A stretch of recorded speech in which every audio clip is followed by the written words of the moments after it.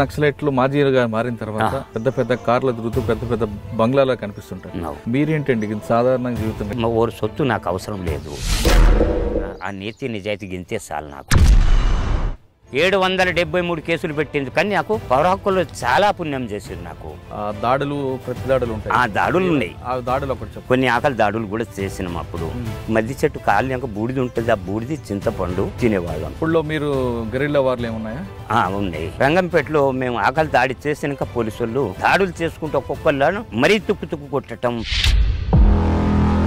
Current shock పెట్టడం, ఇట్లాంటి ఈ గోళ్ళని పీకేసారు. నాకు కూడా పెట్రోల్ ఎక్కిస్తారు, నాకు బీర్ సీసా కొట్టింగ్ ఇట్లాంటిగా చాలా వర్క్ చేసిండ్రు. నా నుంచి కనీసం ఒక్క నరేష్ గారు ఎన్కౌంటర్ అయినప్పుడు ఆయన మీకు ఏమనిపించింది? చాలా వరకు పాల్గొన్నాడు ఆయన, కానీ వాళ్ళు గుర్తొస్తే బాడీ తట్టుకోకుండా అంత దుఃఖం వస్తుంది. వాళ్ళు అంత మంచి వ్యక్తులు. వాళ్ళు పీపుల్స్ వారికి పెద్ద దెబ్బ. చిన్నపల్లి దళం చిన్న భిన్నం. శంకర్ చనిపోయినప్పుడు మార్కండేయ శంకర్ జనశక్తి వాళ్ళతో దాడులు మొదలైనవి. మా మిలిటెంట్ ను, ఆయన పేరు కిరణ్, ఆ పిల్లగాని తీసుకెళ్లి ఆ నరికిండ్రు. పుస్తలు కట్టే టైంలో పూట పిల్లగాడు ఇప్పటికీ ఉన్నాడు. ఆయన దానికి ప్రతీకారం తీసుకున్నాం మేము. ఎట్లా అంటే తలకాయలు కోసి మేము తీసుకెళ్లి దుమాలని కట్టినాము. ఇక్కడ మీరు సిర్నాపల్లి వచ్చిన తర్వాత మెరుపు దాడులు గానీ కరువు దాడులు గానీ ఏమైనా గుర్తున్నాయి? పోలీసు వాళ్ళ మీదనే చాలా వరకు అటాక్ చేసినాం. మామిడిపల్లి ఎన్కౌంటర్లో జ్యోతి ఒక చేన్లో ఉంటే ఆమెను చాలా చిత్రహింసలు పెట్టి చంపేపించిండ్రు. మావోయిస్టు పార్టీ ఒక కోవట్టు పేరు మీద ఒక మహిళని అత్యంత దారుణంగా హింసించి చంపి మృతదేహాన్ని కూడా దహనం చేసింది అనేది పేపర్లో ఐటమ్. ఆమె సరళ అనేటమే. ఆమె ఎక్కడికి వచ్చింది ఏంటిది అన్నది మాకు ముందు తెలియదు. సిరినపల్లిలో రైల్వే స్టేషన్లు దిగి ఇలా గంగన్న చెల్లెలని చెప్పుకున్నప్పుడు అంతటా శంకర్ వచ్చిండు. 2 రోజుల ముందు వచ్చిండు ఆయన.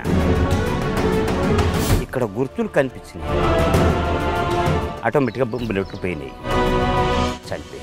ఒక అమ్మాయిని అలా బెదిరించడం, చిత్రహింసలు గురి చేయడం కరెక్టేనా అన్న? అది కరెక్ట్ కోయట వాళ్ళు పంపింది. అది ఇప్పుడు ఇటీవల ఒక సినిమా వచ్చింది. ఆ సినిమాలో వీళ్ళిద్దరి మధ్య నిజంగా సినిమాలో చూపించినట్లు వీళ్ళిద్దరి మధ్య ప్రేమ నడిచిందా? లేదన్న, అది వాస్తవంగా నేను నిజం చెప్తున్నా. మార్క్సిజం మీద ఒట్టు పెట్టుకొని చెప్తున్నాను.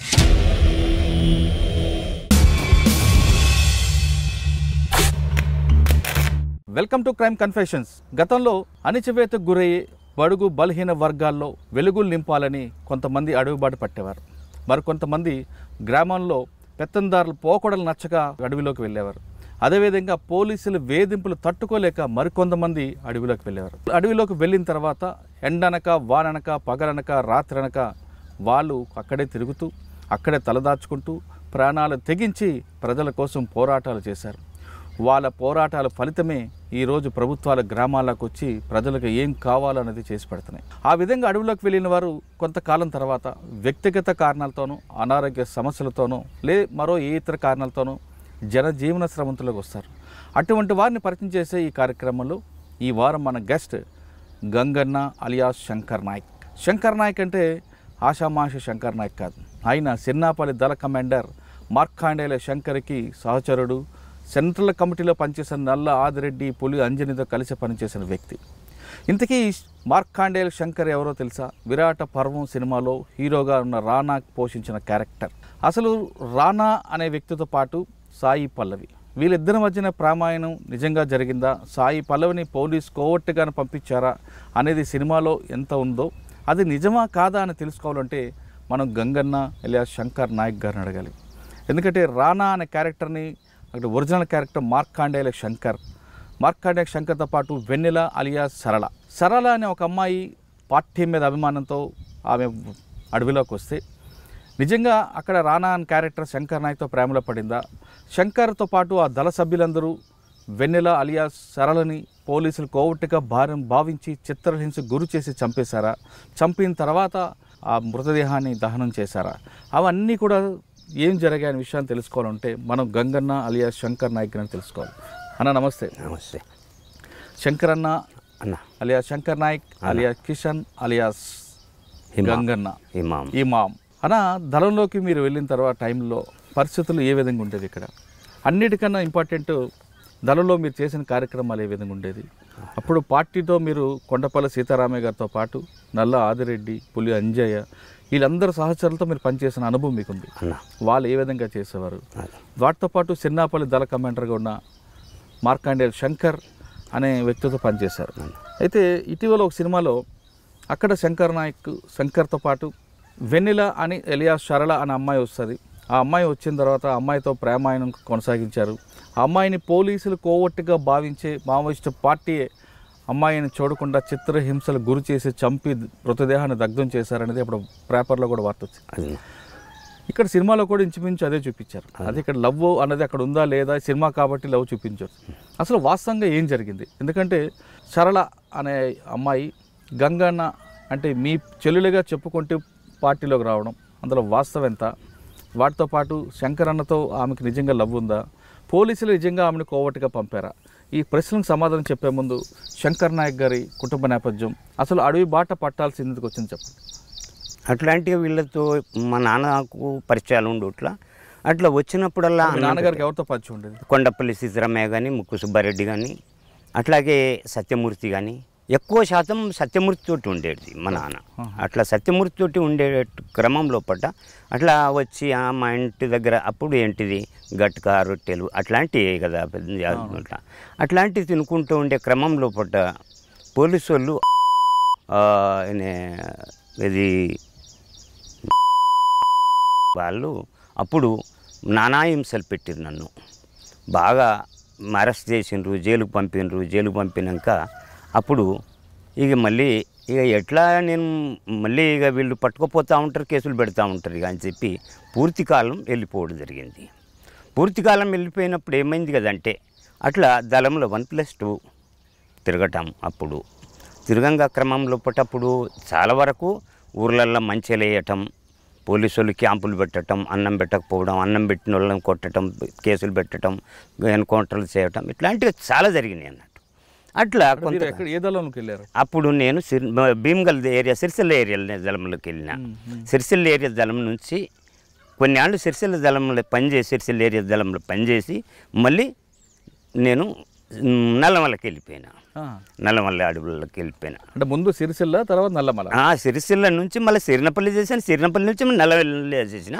మళ్ళీ అక్కడి నుంచి మళ్ళీ బిచ్చుకుంది ఏరియాలో పనిచేసిన. అచ్చా, సిరిసిల్ల నుండి సిరినపల్లి చేశారు. సిరినపల్లి ఇప్పుడు మీకు ఎవరు డీసీఎం? అప్పుడు ఆయన సాగరు పులియాంజన్న. ఎంతకాలం పనిచేస్తారు సిరినపల్లి ధనంలో? మీ కార్యక్రమాలు ఏ విధంగా ఉంటాయి? అప్పుడు మీకు చేసిన మంచి కార్యక్రమాలు అంటే అప్పుడు భూములు కొట్టించడం, భూములు దున్నిపించడం, ఎట్టీలు పని చేయించడం, ఏది పుల్లర తీసుకునేది మేకలు గొర్రెలకు వాళ్ళు చౌకీదారులు ఇట్లాంటిగా ఇవి చేసేటప్పుడు ఇట్లా పేదోళ్ళు కట్టెలు అమ్ముకొని బతికేవాళ్ళు కదా. ఆ కట్టెలు అమ్ముకుంటే చౌకీదారులు పట్టి హింసించేది. అట్లాంటిగా కొన్ని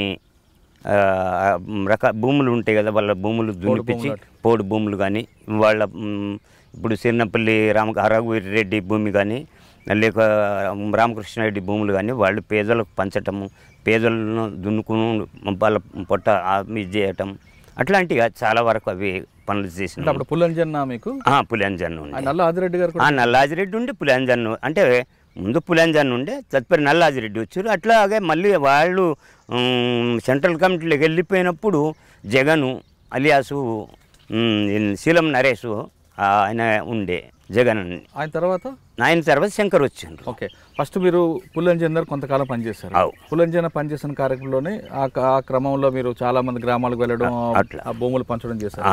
తర్వాత మీకు ఎవరు వచ్చారు? నల్లాజిరెడ్డి గారు. ఆయన సమయంలో, ఆయన కాలంలో మీకు చేసిన కార్యక్రమం? ఆయన కాలంలో మళ్ళీ డీసీ మెంబర్గానే నల్లాజిరెడ్డి గారు వచ్చిండ్రు. శ్యామ్ గారు వచ్చినాక కొంత ఆయన సెంట్రల్ కమిటీలో వెళ్ళిపోయింది. ఏది శ్యామ్ గారు ఎంతకాలం ఉన్నారు? ఆయన దాదాపు ఒక 3 సంవత్సరాలు 2 సంవత్సరాలు 3 సంవత్సరాల్లో మంచి కార్యక్రమాలు ఆయన చెప్పేటి. ఎట్లా అంటే మంచి రూటు, మంచి ఎట్లా అంటే అంత లెక్కలు చెప్పేది. ఆయన రెడ్డి కాబట్టి కూడా అట్లా భావన లేకపోతుండే ఆయనకు. మంచి లెక్క, మంచి మంచి చెప్పేటివాడు. మంచి ఏ కామ్రేడ్కి అయినా కానీ కొంచెం ఎట్లా అంటే ఆయన సంత అట్లా చూసుకునేది బాగా. పులియాంజన్న కూడా అట్లనే చూసుకునేటివాడు. సమయంలో దాడులు ప్రతి దాడులు ఉంటాయి. దాడులు ఉన్నాయి. ఆ దాడులు ఒకటి చెప్పండి. ఆకలి దాడులు చేయటం అంటే కరువు దాడులు చేయటం అంటే ఆ గ్రామాలలో ఏ భూస్వాములు లేకని ఇళ్ళల్లో ఇవి బియ్యం కానీ వడ్లు కానీ ఇవన్నీ కానీ కొన్ని ఆకలి దాడులు కూడా చేసినాం అప్పుడు. అట్లాగే చేసినప్పుడు బాగానే ఉండేది. అప్పుడు జనం దాడులు అవి ఉన్నాయి. పోలీసు వాళ్ళు బాగా చేస్తుంటారు దాడులు. మీరు దాడులు చేసేవారా? మేము కూడా ఇది చేసినాం. పోలీసు వాళ్ళు అటాక్ చేసినాం. ఒక 2 అటాకులు అంటే మానాల్లో చేసిన అటాక్. మానాల అనే విలేజ్ ఉంటుంది, నిజామాబాద్ జిల్లా కమ్మర్పల్లి మండలం. అక్కడ కూడా పోలీసు వాళ్ళు అక్కడ తునికాకులు కోస్తారు కదా, అప్పుడు కట్టకు అప్పుడు 5 పైసలు ఏముండేది, కట్టకు 10 పైసలు పెంచినాం. అప్పుడు కట్టకు 10 పైసలు పెంచినప్పుడు వీళ్ళు ఏం చేస్తారు, ఇది వీళ్ళు తెంపిచ్చేవాళ్ళు. అక్కడ పోయి పోలీసులకు ఫిర్యాదు అయితే అక్కడ వాళ్ళు వచ్చి కళ్ళం కాడికి వచ్చి అప్పుడు దాడులు చేసిరు, మా మీద ఫైరింగ్ చేయించరు. ఫైరింగ్ చేసినప్పుడు కూడా ఎవరు చనిపోలేదు, మా వాళ్ళు ఎవరు చనిపోలేదు. అట్లాగే మళ్ళీ ఎక్కడ మాకు ఇక్కడ ఇది మల్కాపురం అని ఉంటుంది, ఏది నిజామాబాద్ దగ్గర మల్కాపురం అని ఉంటుంది, అక్కడ ఫైరింగ్ జరిగింది. ఇట్లాంటిగా ఫైరింగ్లు చాలా జరిగాయి. ఫైరింగ్లో మీరు తప్పించుకున్నారా? చాలా వరకు తప్పించుకున్నాం. అట్లాంటిగా చాలా ఇది చేసిండ్రు. అట్లాంటిగా ఏం చేసిండ్రు, అప్పుడు గ్రామాలల్లో మంచెలు వేసి మంచాల మీద పోలీసు వాళ్ళు ఉండేది, చాలా దూరం చాలా ఎత్తు మీద ఉండే. అయితే అన్నం దొరకపోయేది, అన్నం దొరకపోయేది.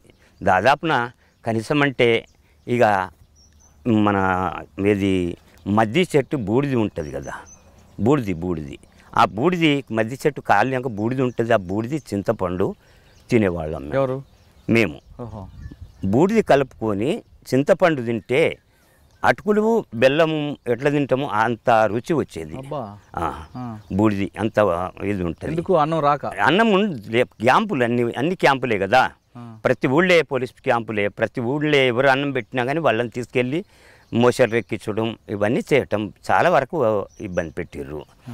ఇబ్బంది పెట్టినప్పుడు అట్లాంటిగా ఆ బూడిది దొరకని టైంలో పట్ట జామ ఆకు, ఎక్కువ శాతం జామ ఆకు ఏర మధ్య ఆకు తినేది మేము. జామ ఆకు చింతపండు కూడా బాగుంటుంది, అది తినేది మేము. జామ ఆకు ఏర మధ్య ఆకు, ఏర మధ్య అంటే అడవిలో మధ్య చెట్లు ఉంటాయి కదా, మధ్య చెట్లు ఆకు ఏర మధ్య ఆకు తినేది. అట్లా కొంతకాలం గడిపినాం. కొంతకాలం గడిపినప్పుడు ఎలాంటిదంటే ఇక్కడ నుంచి కనీసం మీరు ఇట్లా ఎంటర్ అయిన చూడు, ఇక్కడ జెండాలు పట్టిన అక్కడ పొద్దున్న ఈ టైం వరకు నుంచి కనీసం సాయంకాలం వరకు కూడా అక్కడ చేరకపోతుంటిమి, అన్నం లేక. అట్లాంటి కాళ్ళు తడబడిపోయేటి, నీళ్ళల్లో విషం కలిపేది పోలీసు వాళ్ళు. అగ్గిపెట్టెలల్లో మేమేం చేసేది, అగ్గిపెట్టెలలో పురుగులు పెట్టుకొని జేబులో పెట్టుకునేది, మేము బ్యాగులలో పెట్టేది. ఎందుకు? నీళ్ళలో విషం కలుపుతుంటారు పోలీసు వాళ్ళు. విషం కలిపినప్పుడు ఏం చేస్తాం, పురుగులను తీసి నీళ్ళలో వేయాలి. పురుగు ఒక 5 నిమిషాలు 10 నిమిషాల తర్వాత ఆ పురుగు చనిపోయిందంటే నీళ్ళు తాగపోయేది మేము. నీళ్ళు తాగపోయేది. అక్కడ మేము టెస్ట్ చేయాలంటే పురుగుల్లో వేయాలి, దాంట్లో పురుగు చనిపోయింది అనుకో ఇక మేము అక్కడ నీళ్ళు తాగాలి, ఇంకా వేరే దగ్గర పోయి నీళ్ళు తాగాలి. అట్లాంటిగా వాగులల్లో కానీ పారే నీళ్ళల్లో కాకుండా స్టాక్ ఉంటాయి కదా మడుగులల్లో, అక్కడక్కడ మాకు దొరకని స్థితిని వాళ్ళు ఏం చేస్తారు కానీ విషయం కలిపేది, దాంట్లో మత్తు వచ్చి పడిపోయటానికి. అట్లాంటిగా చాలా వరకు చేసిండ్రు పోలీసు వాళ్ళు. అట్లాంటివి చేసినప్పుడు ఎక్కడ ఏంటిది అంటే వాగులు దాటేటప్పుడు కూడా మేము చాలా జాగ్రత్తగా దాటేది వాళ్ళం. ఇక్కడ దళం ఇక్కడ మూమెంట్ ఇక్కడ ఉన్నది, ఇక్కడ ఏది ఇక్కడ ఒక ఊరి ముస్తాబాద్ అనుకోండి, ముస్తాబాద్ ఊర్లే ఇక్కడికి వచ్చిన దళం ఇక ఇక్కడి నుంచి ఎటు వెళ్తుంది. ఆయన దాదాపున ఒక 3 సంవత్సరాలు చేసినాక చనిపోయాడు. ఆయన ఎన్కౌంటర్ చేసిండ్రు. ఆ నల్లాజిరెడ్డిని ఆయనను ఇక్కడ బెంగళూరులో పట్టుకొని పోలీసులు